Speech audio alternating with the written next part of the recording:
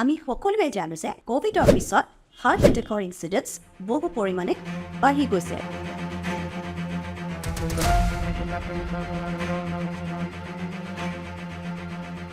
আজি এই ভিডিঅ'টোত আমি হাৰ্ট এটেক কিয় হয়, ইয়াৰ লক্ষণসমূহ কি, ইয়াৰ চিকিৎসা কি, আৰু হাৰ্ট এটেক হ'লে আমি কেনেধৰণৰ ফাৰ্ষ্ট এইড দিব পাৰোঁ, এই সকলো বিষয়ে আলোচনা কৰিম।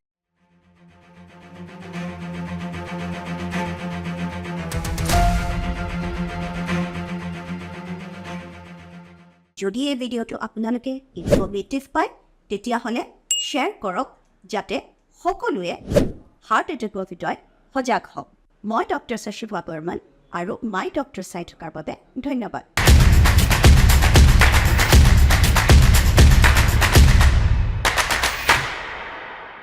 এই ভিডিঅ'টো মই আপোনালোকক একদম সহজ ভাষাত বুজাম আৰু এই ভিডিঅ'টো অলপ দীঘলীয়া হ'ব, গতিকে এই ভিডিঅ'টো অলপ মনোযোগ দি শুনিব।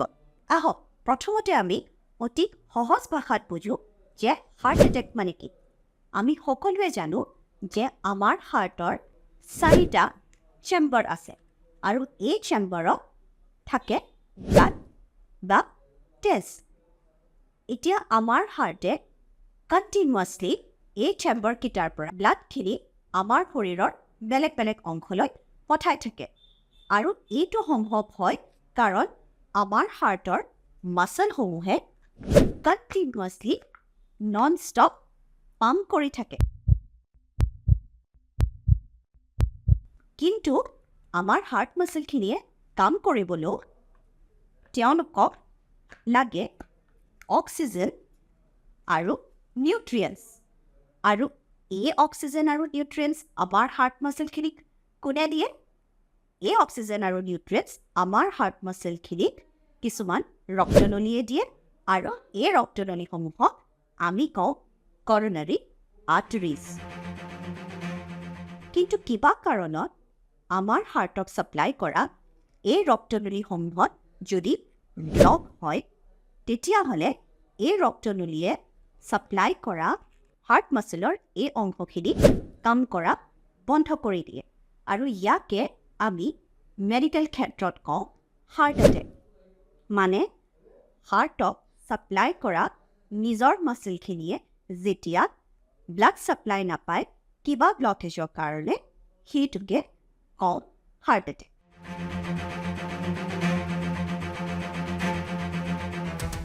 এতিয়া প্ৰশ্নটো হৈছে কোন ক'ত মানুহৰ হাৰ্ট এটেক হোৱাৰ সম্ভাৱনা বেছি? আপুনি যদি খুব বেছি স্মকিং কৰে, আপোনাৰ যদি ডায়েবেটিছ আছে, আপোনাৰ যদি হাই প্ৰেছাৰ আছে, আপোনাৰ যদি শৰীৰত কলেষ্ট্ৰলৰ পৰিমাণটো খুব বেছি, আপুনি যদি খুব বেছি পৰিমাণে শকত বা অবিজ হয়, আৰু আপোনাৰ ফেমিলি হিষ্ট্ৰীত যদি কাৰোবাৰ হাৰ্ট এটেক আগতে হৈছে, তেতিয়াহ'লে এইসকল ব্যক্তিৰ হাৰ্ট এটেক হোৱাৰ সম্ভাৱনা অলপ বাঢ়ি যায়। ইয়াৰ উপৰি যদি আপোনাৰ কোনো ধৰণৰ ফিজিকেল এক্টিভিটি নাথাকে, যদি আপুনি মিনিমাম 7 ঘণ্টা নুশুৱে, বা যদি আপুনি খুব ষ্ট্ৰেছফুল জব এটাত কাম কৰে, তেতিয়াহ'লেও আপোনাৰ হাৰ্ট এটেক হোৱাৰ সম্ভাৱনা বহু পৰিমাণে বাঢ়ি যায়।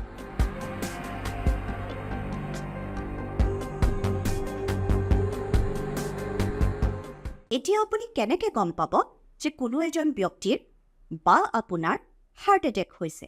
যিহেতু আমি বুজিছোঁ যে আমাৰ হাৰ্ট মাছলৰ কোনো এটা অংশত তেজৰ চলাচল বন্ধ হৈ গৈছে, গতিকে হাৰ্ট এটেকৰ সময়ত আমি বুকুৰ মাজত এটা প্ৰচণ্ড বিষ অনুভৱ কৰোঁ। এতিয়া এই বিষটো বুকুৰ মাজত হৈ থাকিব পাৰে বা এই বিষটো আমাৰ ডিঙিলৈকে যাব পাৰে, পিঠিৰ বেক চাইডে যাব পাৰে, আমাৰ হাতৰ বাওঁ চাইডে যাব পাৰে বা আমাৰ হাতৰ সোঁ চাইডে যাব পাৰে। এইকেইটা হৈছে ক্লাছিকেল হাৰ্ট এটেকৰ লক্ষণ।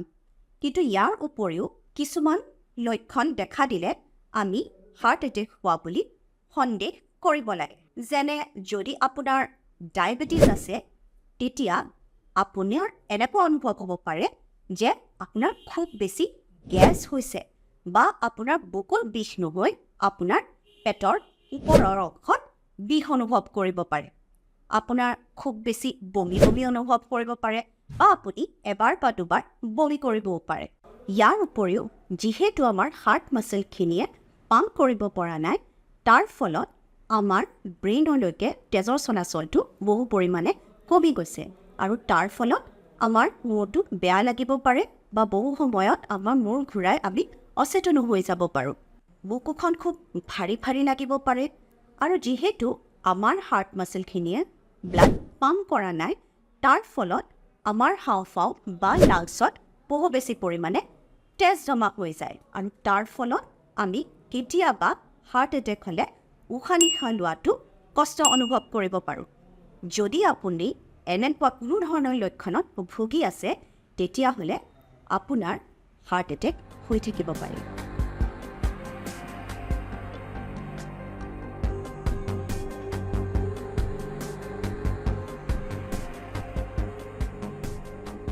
আহক এতিয়া আমি বুজোঁ হাৰ্ট এটেকৰ চিকিৎসা কি। যিহেতু আমি গম পাইছোঁ যে হাৰ্ট এটেক হাৰ্ট মাছলৰ কোনো এটা অংশত তেজৰ চলাচল নোহোৱাৰ কাৰণে হয়। এতিয়া যদি এই তেজৰ চলাচলটো সম্পূৰ্ণৰূপে বন্ধ হৈ গৈছে, তেতিয়াহ'লে আমাৰ হাৰ্ট মাছলৰ সেই অংশ টুকুৰা মৰি যায় আৰু আমাৰ হাৰ্টে ক্ৰমান্বয়ে কাম কৰা বন্ধ কৰি দিয়ে। গতিকে এইটো হৈছে এটা অতিশয় ইমাৰ্জেঞ্চি চিটুৱেশ্যন। এনে ক্ষেত্ৰত আমাৰ চিকিৎসাৰ মেইন উদ্দেশ্যটো হৈছে যে আমি এই ব্লকটো তৎকালীনভাৱে মুকলি কৰোঁ। আৰু এই ব্লকটো আমি কেনেধৰণে মুকলি কৰিব পাৰোঁ? ইয়াৰ কাৰণে আমি দুটা পদ্ধতি ব্যৱহাৰ কৰিব পাৰোঁ। এটা হৈছে থ্ৰম্বলাইচিছ, যিটোত আমি আচলতে এটা বেজী ইনজেকশ্যন ভৰাই এই ব্লকটো ভাঙিবলৈ চেষ্টা কৰোঁ আৰু তাৰ ফলত আমাৰ হাৰ্ট মাছলৰ তেজৰ চলাচলটো পুনৰভাৱে আৰম্ভ হৈ যায়। কিন্তু ইয়াতকৈও ভাল চিকিৎসাটো হৈছে য'ত আমি আমাৰ হাৰ্টৰ ৰক্তনলীৰ ভিতৰত বেলুন ভৰাই এই ব্লকেজটো খুলি দিওঁ আৰু আমাৰ হাৰ্টৰ ৰক্তনলীডাল খোলা ৰাখিবলৈ তাৰ ভিতৰত এডাল ষ্টেণ্ট বহাই দিওঁ আৰু এই চিকিৎসাটো আমি কওঁ এনজিঅ'প্লাষ্টি।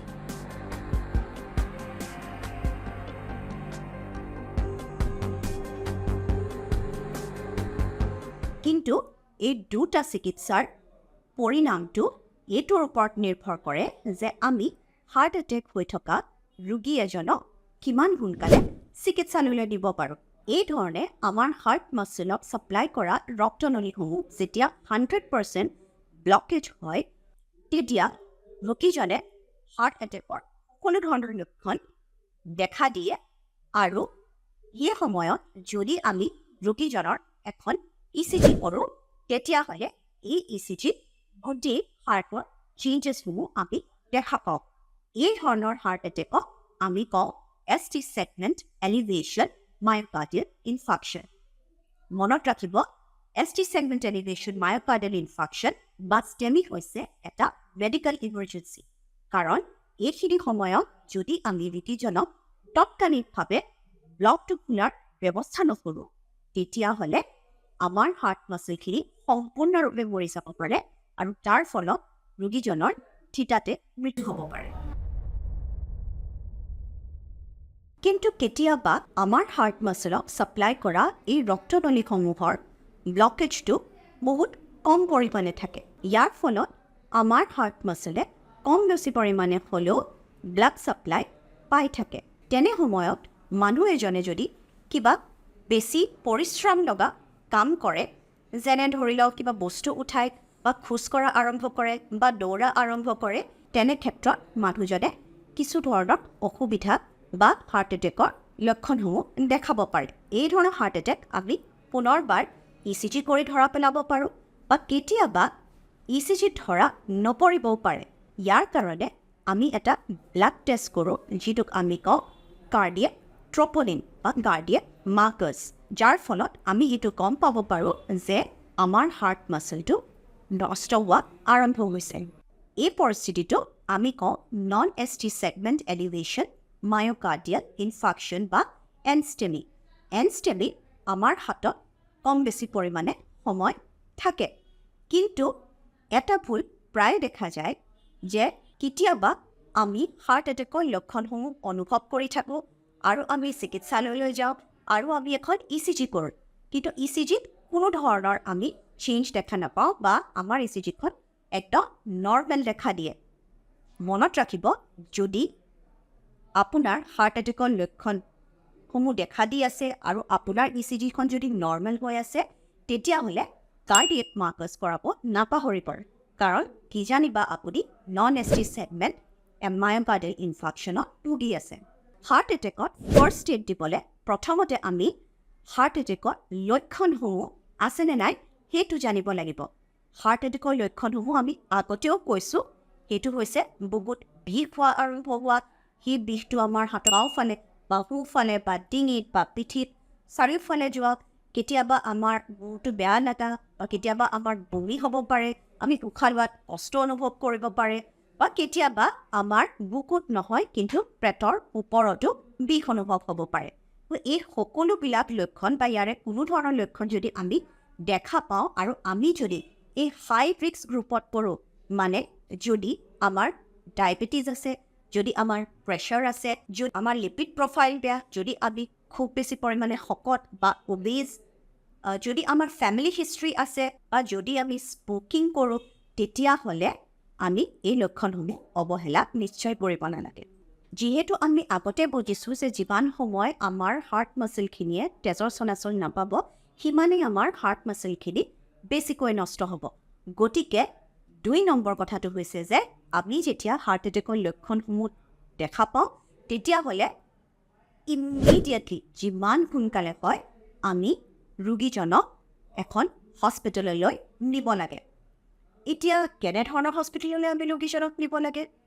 আমি যিহেতু বুজিলোঁ যে হাৰ্ট এটেকৰ ট্ৰিটমেণ্টটো হৈছে যে হাৰ্ট মাচলৰ এই যিটো ৰক্তনলী আছে, সেই ৰক্তনলীটো খুলি দিয়াটোৱে হৈছে চবতকৈ বেষ্ট ট্ৰিটমেণ্ট। গতিকে আমি ৰোগীজনক এখন ছুপাৰ স্পেচিয়েলিটি হস্পিটেললৈ দিব লাগে, য'ত round the clock cardiologist available থাকে। কিন্তু যদি আমাৰ ওচৰে পাজৰে কোনো ধৰণৰ ছুপাৰ স্পেচিয়েলিটি হস্পিটেল নাই, তেতিয়াহ'লে আমি এখন প্ৰাথমিক চিকিৎসালয়ো নিব পাৰোঁ আৰু তাত আমি কিছুমান দৰৱ খাব পাৰোঁ, যি দৰৱসমূহে আমাৰ এই তেজৰ চলাচলটো খোলাত সহায় কৰে। 3 নম্বৰ কথাটো হৈছে যে আমি ৰোগীজনক এম্বুলেঞ্চত নিব লাগে নে আমি তেখেতক গাড়ীটো নিব পাৰোঁ। যদি আপোনাৰ ওচৰত এম্বুলেঞ্চ ছাৰ্ভিচ এভেইলেবল আছে আৰু যদি আপোনাৰ এম্বুলেঞ্চটো কল কৰিলে আপুনি আপোনাৰ দুৱাৰমুখত পায়, তেতিয়াহ'লে এইটো সদায় প্ৰিফাৰেবল যে হাৰ্ট এটেক হৈ থকা ৰোগী এজনক আপুনি এম্বুলেঞ্চত লৈ যাওক। কিন্তু যদি আপোনাৰ ওচৰত এম্বুলেঞ্চৰ সহায় সুবিধা নাই, তেতিয়াহ'লে আপুনি নিজৰ গাড়ীৰেও ৰোগীজনক সোনকালে চিকিৎসালয়লৈ লৈ যাব লাগে। এতিয়া নেক্সট কথাটো হৈছে যে আমি যেতিয়া এম্বুলেঞ্চৰ কাৰণে ৰৈ আছোঁ বা আমি যেতিয়া গাড়ীত চিকিৎসালয়লৈ গৈ আছোঁ, তেতিয়া আমি ৰোগীজনক কিবা দৰৱ দিব পাৰোঁ নেকি? হয়, এইখিনি সময়ত আপুনি ৰোগীজনৰ ব্লডটো গলাবলৈ এটা মেডিচিন দিব পাৰে আৰু এই দৰৱটোৰ নাম হৈছে ইক'স্প্ৰিন বা এস্পিৰিন। এতিয়া আপোনাৰ ৰোগীজন যদি কনচিয়াছ হৈ আছে, তেতিয়াহ'লে আপুনি ৰোগীজনক 4টা ইক'স্প্ৰিন টেবলেট, যিটো 75 mg পাৱাৰত আহে, এই 4টা ইক'স্প্ৰিন টেবলেট চুবাই গিলিবলৈ দিব লাগে পানীৰ লগত। আৰু আপুনি ৰোগীজনক যিমান পাৰে ৰিলেক্স আৰু কাম হৈ থাকিবলৈ এডভাইচ কৰিব লাগে। কাৰণ আমি যদি বেছি উত্তেজিত হওঁ, তেতিয়াহ'লে আমাৰ শৰীৰত তেজৰ চলাচলটো বাঢ়ি যায় আৰু আমাৰ শৰীৰত তেজৰ ৰিকুৱাৰমেণ্টটো বাঢ়ি যায়। আৰু তেনে ক্ষেত্ৰত যিহেতু আমাৰ হাৰ্টৰ এটা অংশই অলপ কমকৈ কাম কৰি আছে, আমাৰ হাৰ্টৰ ওপৰত লোডটো বাঢ়ি যায় আৰু হাৰ্ট এটেকটো বহুত বেছি পৰিমাণে প্ৰগ্ৰেছ কৰি যায়। কিন্তু যদি আপোনাৰ ওচৰত ইক'স্প্ৰিন টেবলেট নাই, তেতিয়াহ'লে চিন্তা নকৰিব, আপুনি যিমান সোনকালে পাৰে ৰোগীজনক হস্পিটেললৈ লৈ আহক। আৰু কিবা কাৰণত যদি আপোনাৰ 2 এদিনত তেজ বমি বা কলা পায়খানা হৈছে, তেতিয়াহ'লে কিন্তু আপুনি ৰোগীজনক ইক'স্প্ৰিন টেবলেটটো নিদিব, কাৰণ ইক'স্প্ৰিন টেবলেটটোৱে ব্লিডিং হোৱাৰ চান্সটো বহু বেছি পৰিমাণে বঢ়াই দিয়ে। আৰু লাষ্ট কিন্তু চবতকৈ গুৰুত্বপূৰ্ণ কথাটো হৈছে যে যেতিয়া এজন ৰোগীৰ হাৰ্ট এটেকৰ লক্ষণসমূহ দেখাই আছে আৰু আপুনি তেখেতক চিকিৎসালয়লৈ লৈ আহিছে, তেনে সময়ত আপুনি যিকোনো পৰিস্থিতিতে CPR দিবলৈ সাজু হৈ থাকিব লাগে।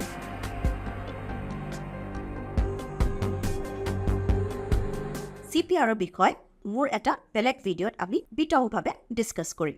গতিকে আজি এই ভিডিঅ'টোৰ জৰিয়তে আমি হাৰ্ট এটেকৰ বিষয়ে অতি সৰল ভাষাত বুজিবলৈ চেষ্টা কৰিলোঁ। আৰু যদি আপুনি এই ভিডিঅ'টো ইনফৰ্মেটিভ পাইছে, তেতিয়াহ'লে শ্বেয়াৰ কৰক, যাতে হাৰ্ট এটেকৰ বিষয়ে সকলো মানুহ সজাগ হওক। সুস্থ থাকক, সজাগ থাকক।